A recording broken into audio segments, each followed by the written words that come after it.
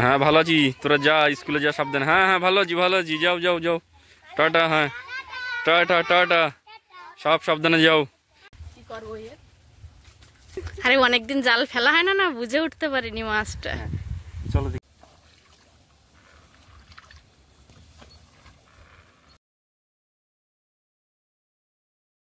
নমস্কার, আপনারা সকলে ভালো আছেন তো? সাথী বিপ্লব ব্লগের আরো একটা সম্পূর্ণ নতুন পর্বে দূর দূরান্তের সকল দর্শক বন্ধুকে জানাই অনেক অনেক স্বাগত। সেই সঙ্গে সঙ্গে গণেশ চতুর্থীর শুভেচ্ছা। তো যারা প্রথমবারের জন্য চ্যানেলটি দেখছেন তাদের কাছে একটু অনুরোধ রইল চ্যানেলটি সাবস্ক্রাইব করে দেওয়ার জন্য। লাইক কমেন্ট করে পাশে থাকবেন, শেয়ার করে নিজের বন্ধুদের মধ্যে ছড়িয়ে দেবেন।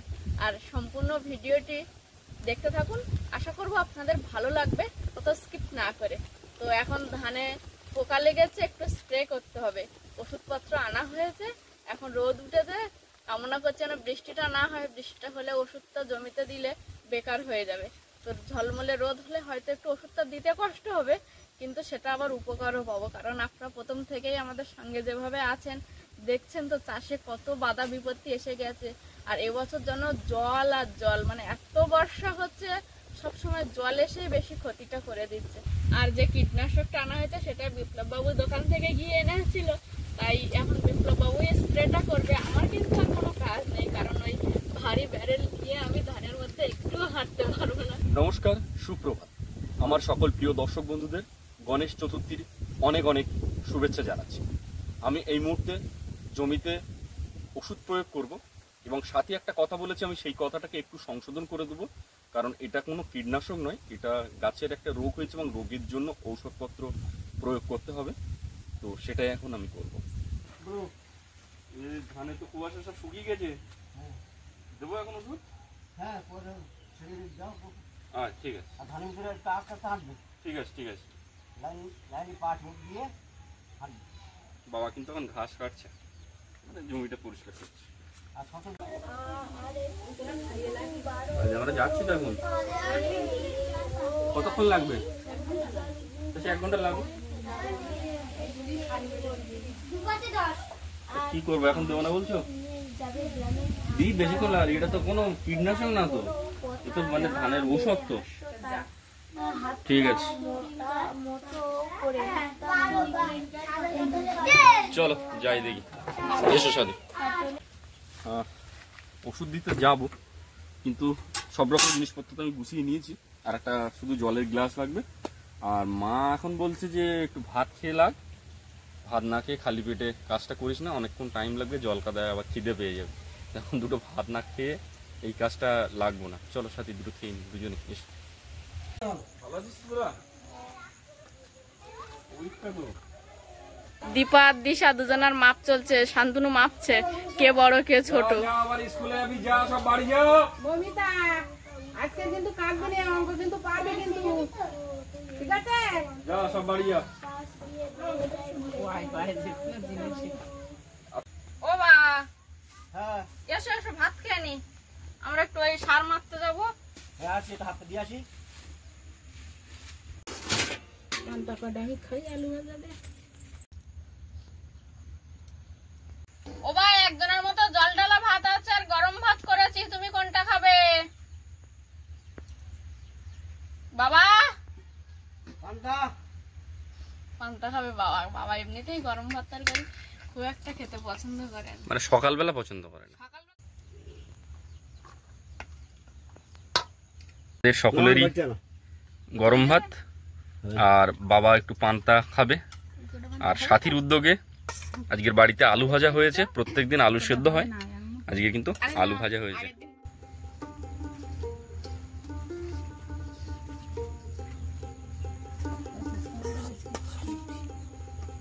আজকে তো গণেশ পূজার বিরাট আড়ম্বর। ওদিকে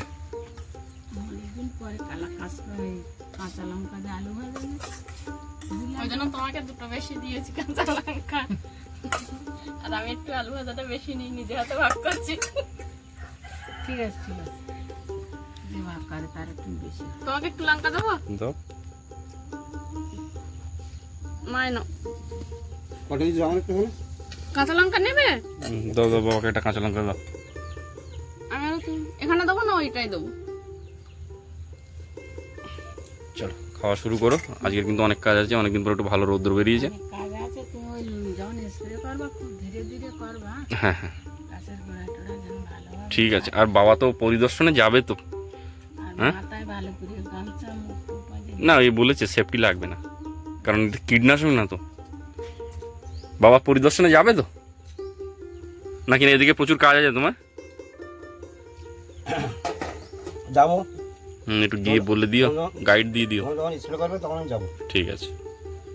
যাতে কোনো হ্যাঁ। কড়িয়ে মাজা দিই। এই আলু ভাজাটাও বেশ সুস্বাদু হয়েছে। এটাই হচ্ছে 2 কোয়া রসুন থেতো করে দিয়েছি। তাই না? জল দাও। হুম। তোমরা ওই তোমার কাজ করে স্প্রে টেরে করে আইসো, আমি দেখি তো। বাবা ভাত খাচ্ছে, আমাদের সকলের খাওয়া হয়ে গেছে। মা এখন ছিপ দেবে আর আমরা দেবো ওষুধ। চলো সাথী। ও আটা মাখাচ্ছ? এই ছিপ এই ঘরে ছিল? হ্যাঁ, রোদ বর্ষায় রাখলে জং ধরে যায়, দড়ি পচে যায়। ও আচ্ছা ঠিক আছে চলো।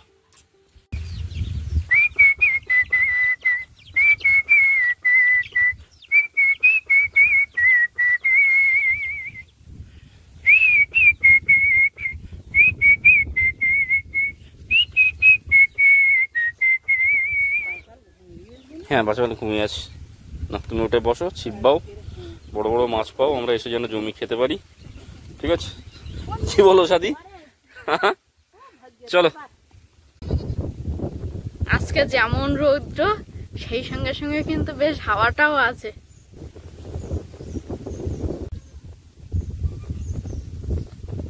ওই যে চলো মামা।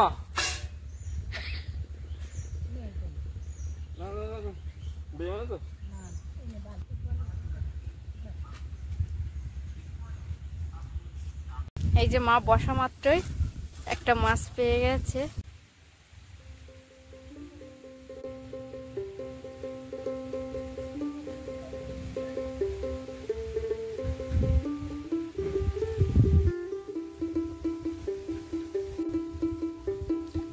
ওদিকে মায়ের ছিপে ঠোকর দিচ্ছে। আমার কিন্তু আর ক্যামেরা ধরতে ভালো লাগছে না, মনে হচ্ছে আমি একটা ছিপ নিয়ে বসে পড়ি।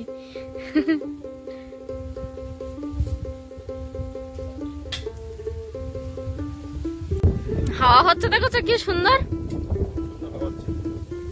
একটু রোদ আছে, তোমার কষ্ট হবে দিতে, কিন্তু এটা তো আবার এই রোদেই দিতে হবে না। রোদ্রে দিলে কাজ হবে ভালো, কারণ গাছ এই সময় খাবার তৈরি করে তো। হুম।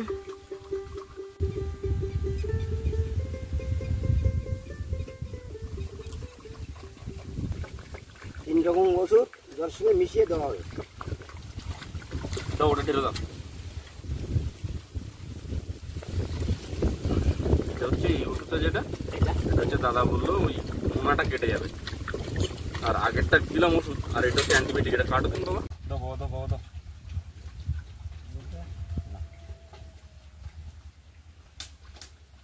আচ্ছা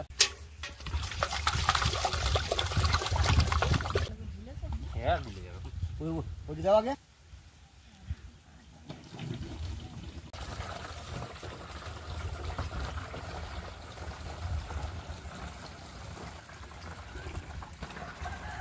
প্রিয় দর্শক বন্ধু, আমাদের এই ড্রামটায় 15 লিটারের কাছাকাছি জল ধরে। আমাদের এইরকম 3টে ড্রাম জল আমাদের গোটা জমিতে স্প্রে করতে হবে। আর তার জন্য আমি 3 গ্লাস জল নিয়েছি। আমি এই বালতিটাতে প্রথমেই নিয়েছিলাম, সেখানে আমি 3টে ওষুধের মিশ্রণ একসঙ্গে করেছি। সুতরাং 1 গ্লাস করে জল এই 15 লিটার জলের সঙ্গে যাবে এবং সবটা স্প্রে হবে।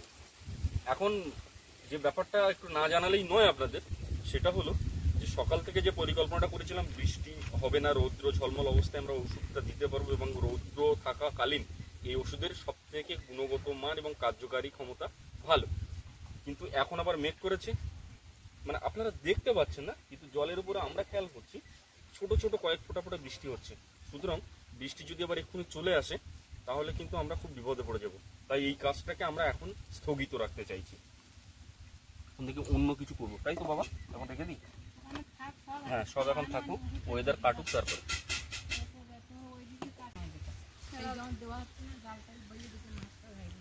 আমি একটু আমার দর্শক বন্ধুদের আকাশের উপরে মেঘটা একটু দেখাই। এই যে এই কালো মেঘটা, এইটা কিন্তু আমাদের ভয়ের কারণ। এই যে পুরো আকাশ জুড়ে কিন্তু আবার কালো মেঘ করছে।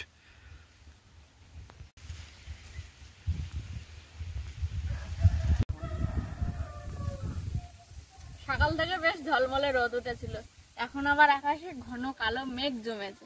সেই সঙ্গে সঙ্গে ভয় হচ্ছে আমার আর মায়ের যে ছাগলগুলো কি খাবে। বাবা কয়েকটা ঘাস কেটে রেখে দিয়েছে ঝাপঝাপ করে, সেইগুলো এখন আমি ধুয়ে একটু শুকনো করে ওই যে গোড়াটা বাঁধা হয়েছিল গোড়ায় দিয়ে দেবো।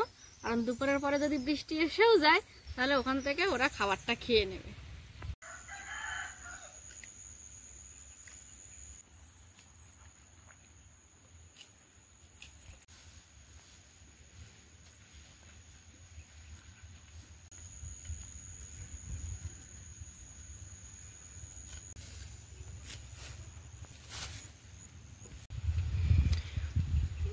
দেখতে দেখতে পুরো আকাশটা কিন্তু মেঘাচ্ছন্ন হয়ে উঠেছে।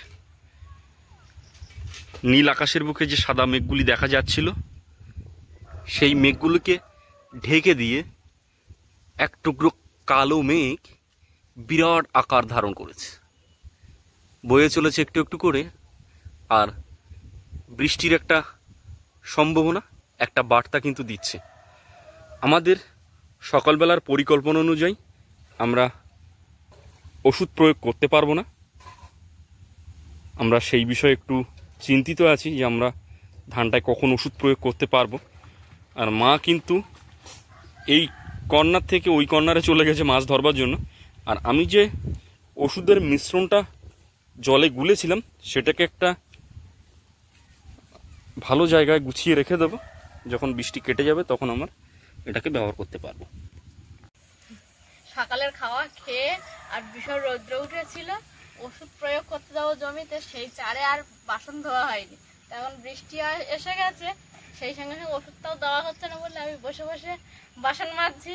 আর মাছ শাকের নেশা, বিরাট নেশা। আমি মাঝে মাঝে ছিপবাই তো উঠতে ইচ্ছা করে না। মারও ঠিক, মা কয়েকটা মাছ পেয়েছে কিন্তু একবারের মতো হয়নি। তো এখন আবার ঘাট পাল্টে মা অন্য ঘাটে গিয়ে বসছে। হ্যাঁ ভালো আছি, তোরা যা স্কুলে যা সাবধানে। হ্যাঁ হ্যাঁ ভালো আছি, ভালো আছি, যাও যাও যাও, টাটা। হ্যাঁ টাটা টাটা, সব সাবধানে যাও, বৃষ্টি আসতে পারে, দ্রুত স্কুলে চলে যাবে।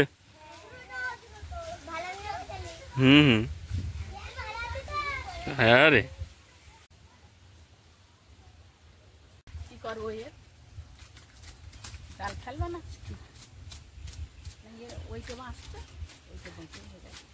জল দিয়ে রাখো দেখি। এখন ছোট পাত্রে জল দিলে হবে, ওই বড় বালতিটা নেয় দিন বিপ্লব, না তুমি যাও ছুটে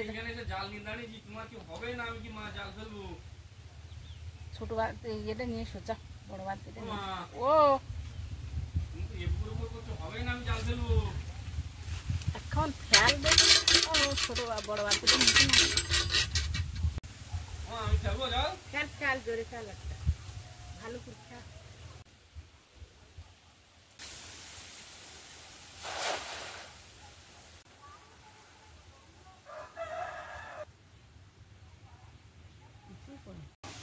মৌটি মাছ, ওই না খুব বড় দাম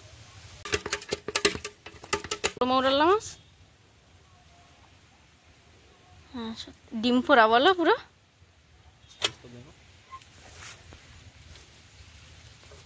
না বালতি না,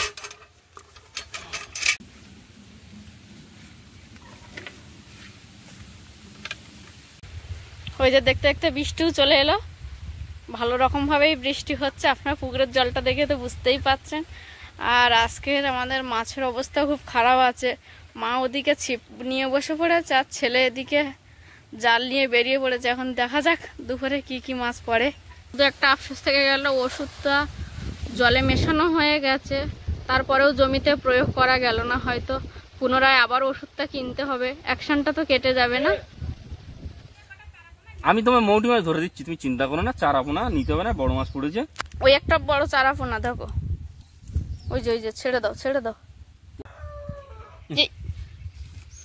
মোটের সাইজ দেখো, হুম শুধু বড় মাছ পেয়ে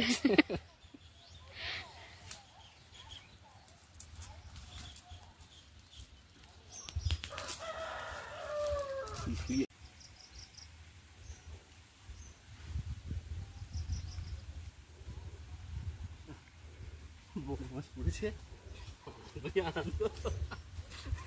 আরে অনেকদিন জাল ফেলা হয় না, না বুঝে উঠতে পারিনি মাছটা। চলো দেখি বাড়ি থেকে আসি, মা কি বলছে। ওই যে ছুটছে দেখুন মাছটা নিয়ে এখনো মাছ ধরে।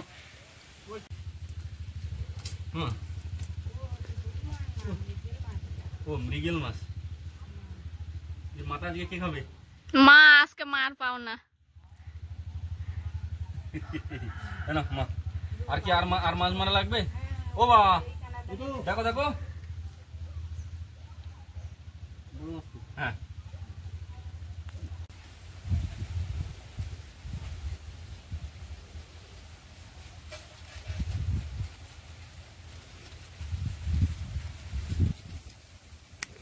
বৃষ্টি রানী হঠাৎ এসে থামিয়ে দিল চাষের কাজ। বিপ্লব বাবু এক খামনে করলো বাজি মাত। ছন্দটা মিললো কোথায়? বৃষ্টি রানী হঠাৎ এসে থামিয়ে জমির কাজ, বিপ্লব বাবু প্রথম খামনি প্লেন বড় মাছ। বাহ, আমি আমার মতো করে বলছিলাম, সেটা আবার বিপ্লব বাবুর পছন্দ হলো না। যেহেতু একটু কাব্যিক মানুষ, তাই আবার নিজেই সেটা সংশোধন করে দিল। হ্যাঁ পেয়েছো।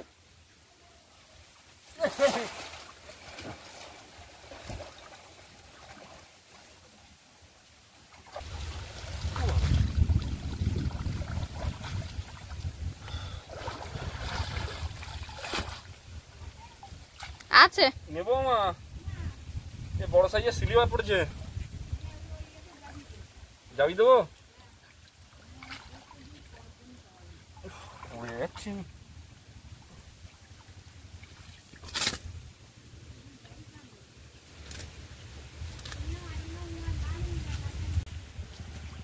এই যে আমাদের মাছ রাখার ফ্রিজ, তবে কিন্তু এটা জ্যান্ত মাছই রাখা যায়।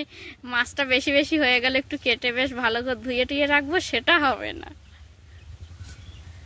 দেখো তো বাঁধা হয়েছে সাজি, আর একটু টাইট করতে হবে। আচ্ছা মা এসে করবে না, কিরকম টাইট আছে। এই যে এইটা রাখার এই কারণ, যদি একটা বড় মাছ পড়ে তাহলে আবার এদেরকে ছেড়ে দিতে হবে, যদি না পড়ে এদের কালকে।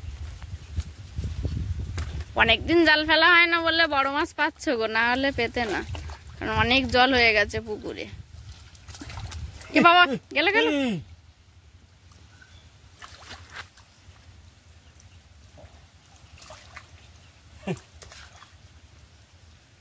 কি সুন্দর দেখো লাগছে, কি সুন্দর। তো এই মাছ ধরার পর্ব এখানেই শেষ হলো, মানে মাছ ধরাটুকু শেষ হলো। কথায় বলা ভালো যে মৎস্য অভিযান শেষ হলো। অনেকে আবার মৎস্য অভিযানে বিভিন্ন রকম মাছ পান, আমি তো অত মাছ পেলাম না, মোটামুটি যা পেলাম আমাদের চলে যাবে। আর সুন্দরবনে অনেক ব্লগার দেখবেন মাথায় গামছা বেঁধে করে, আমি কিন্তু আজকে প্রথম থেকে শেষ পর্যন্ত মাথায় গামছা বেঁধে আছি, আজ কিন্তু খুলিনি এখনো। তো চলো এখন কি কাজ বাকি আছে, ঘাসগুলোকে ধুয়ে দিতে হবে, আর রোদ একটু উঠেছে, আমরা স্প্রেটা করে ফেলি। হ্যাঁ চলো। তো আপনারা তো জানেন যে ওষুধটা আমি অনেকক্ষণ আগেই গুলেছিলাম সকালের দিকে, আর জলও দিয়ে দিয়েছিলাম ড্রামের মধ্যে। এখন সেই জলের মধ্যে 1 গ্লাস সেই মিশ্রিত ওষুধটা তুলে দিতে পারবে সাথী, না বাবার আসতে হবে? না আমি পারবো মানে।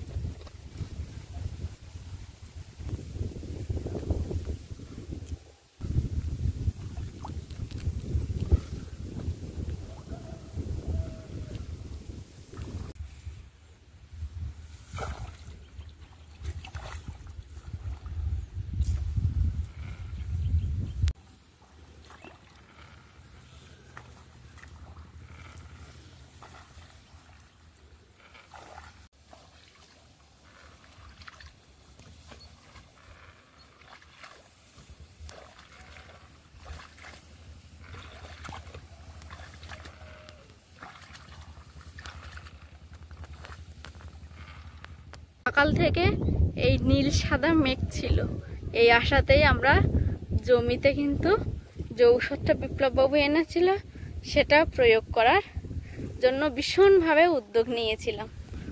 আর মাঝখানে এই যে দেখুন একটা একদলা কালো মেঘ এসে হাজির হয়েছে, ও পাশে দেখুন আবার নীল মেঘে ছেয়ে গেছে। এখন কিছু করার নেই, নীল মেঘটা দেখে আবারও কিন্তু আমরা জমিতে ওষুধটা প্রয়োগ করছি। জানি না যদি মেঘটা ভেসে ভেসে অন্য কোথাও চলে যায়, কালো মেঘটা, তাহলে বৃষ্টির হাত থেকে আপাতত আজকের মতো রেহাই পেয়ে যাব। ওষুধটাও ভালো করে দেওয়া হবে। হ্যাঁ আশায় মরে চাষা। একদম। তবে এই যে চিন্তার মাঝখানে একটা স্বস্তির কথা আমি তোমায় বলি, মেঘ কম হওয়ার কারণে রৌদ্র বেশি নেই, হ্যাঁ আর মৃদুমন্দ বাতাস। এই কাজটা তো প্রচন্ড কষ্টের কাজ, কিন্তু তার মাঝখানে কিন্তু আমার শারীরিকভাবে একটা সুস্থতা আমি দেখতে পাচ্ছি। আচ্ছা এবারে ঠিক। ধান নিয়ে তো একটা টেনশন আছেই, হ্যাঁ চাষের জমিতে এই ধরনের টেনশন তো হয় আমাদের মধ্যে সবাই। তুমি বাড়ির দিকে যাও, রান্না বান্না কিভাবে কি ব্যবস্থা করলে হয় দেখো। হয়ে গেছে তোমার? লাস্টবারে বিরাট কষ্ট হলো শাদি, এতটা করে খাওয়া দাওয়া এই দিকটা না, শোনাটা। একটু ব্যারেলটা ধুতে হবে ওই কোনায়, চলো আমি বালতি নিয়ে যাচ্ছি। এখানে ধুলে হবে, এখানে তো কোনো জীবাণু নেই তো। তো একটু বসো, আগে বসে একটু রেস্ট নিই না। লাস্ট পরে আমি সেই দুই কোনো কষ্ট হয়নি, লাস্ট পরে একটু কাদা আমি ঠেলে উঠতে পারছি না। হ্যাঁ পরীক্ষা দিয়েছো? তাই পারেছো? অন্য সব উত্তর দিতে পেরেছো? ভুল হয়নি তো? তা দুপুরে খাওয়া দাওয়া করো আমাদের এখানে, না মিড ডে মিল খেয়েছো? মিড ডে মিল খাওনি? আচ্ছা রান্না হয়নি কেন? তো মিড ডে মিল খাইনি কেন? শিল্পা এসো, পরীক্ষা দিয়েছো? সব কটা পারেছো? বাহ, মমিতার খাতা লিখে দিয়েছো নাই? কেন একটু বললাম না ওর একটু হেল্প করো, ও কাঁদতেছে। আচ্ছা ঠিক আছে। চেষ্টাই করেনি, ও লিখেও নি। তা দুপুরে থাকো সবাই। সোনালি লিখতে পারেছি? সোনালি একটাও চেষ্টা করি না, আমাদের দুজন দিকে দিকে লিখে। তো তুই ডিস্টার্ব করলি নাই? ওই দীপশিখা ওই সোনালি আর সোনালি আমাদের দুজন ডিস্টার্ব করে। দুজনের দরকার। আমার আর কি ওরকম হয়, পরীক্ষার হলে একটু যাও যাও সবাই সাবধানে বাড়ি যাও। ডিস্টার্ব করে জানি যে বললাম ডিস্টার্ব করবি না, ওর লেখা হয়ে গেলে তারপর শুনে নেবে। হ্যাঁ হ্যাঁ হ্যাঁ ভালো আছি, যাও যাও যাও। হ্যাঁ হ্যাঁ হ্যাঁ এই দেখ, হ্যাঁ রে ভাই, এই দেখ কি বলছি, তাড়াতাড়ি এসে ওর প্রশ্ন খাতা দিকে লিখে নিবি, ঠিক আছে? এটা কি ঢেঁড়স ভাজা আর মাছ কি দিয়ে রান্না হয়েছে মা? আলুর টমেটো শাক ঝোল। বাহ, তুমি তাহলে তুমি খেতে বসো মা, আমি আসছি এক্ষুনি। ও বাহ, তুমি তাহলে খেয়ে নাও, আমি আসছি। হ্যাঁ হ্যাঁ যে এবার স্নানে যাবো, তাই জন্য এই যে কেটে রাখা ঘাসগুলোকে এখন ধুয়ে নেবো, কারণ এত ঘাস ধুতে গেলে ভিজে যাবো। তাই এখন স্নানের মুহূর্তে এগুলো একবার ধুয়ে একটু রোদ হচ্ছে হালকা হালকা, রোদে দিয়ে রেখে দেবো। তারপর যখন ছাগলগুলোকে বার করতে পারবো না, গড়ার মধ্যে দিয়ে দেবো। কাদা আছে, ওটাই, ওই চারিদিকে বৃষ্টি ফোটা ফোটা উঠে ওই নোংরাগুলো লেগে যায়। এইবার ঠিক আছে। ওই তো হচ্ছে, একটু একটু টেনে দাও, আমরা নামবো তো পুকুরে। জল ঝরে যাবে এখান থেকে, ঠিক আছে। তো বন্ধুরা, আপাতত পর্বটি এখানেই শেষ করছি। এতক্ষণ ধৈর্য ধরে দেখার জন্য অসংখ্য অসংখ্য ধন্যবাদ। দেখা হবে আগামী পর্বে। ততক্ষণের জন্য আপনারা ভালো থাকবেন, সুস্থ থাকবেন, নিজেদের প্রতি খেয়াল রাখবেন। আর আমার সকল বয়োজ্যেষ্ঠদেরকে জানাই প্রণাম, সমবয়সীদেরকে জানাই ভালোবাসা, আর ছোটদেরকে জানাই স্নেহ আর আদর। সবশেষে আমি যেটা বলে থাকি, সাথী বিপ্লব ব্লগের সঙ্গে সদা সর্বদা জুড়ে থাকবেন। নমস্কার। আজ তাহলে আসি, দেখা হচ্ছে নতুন একটা ভিডিওতে।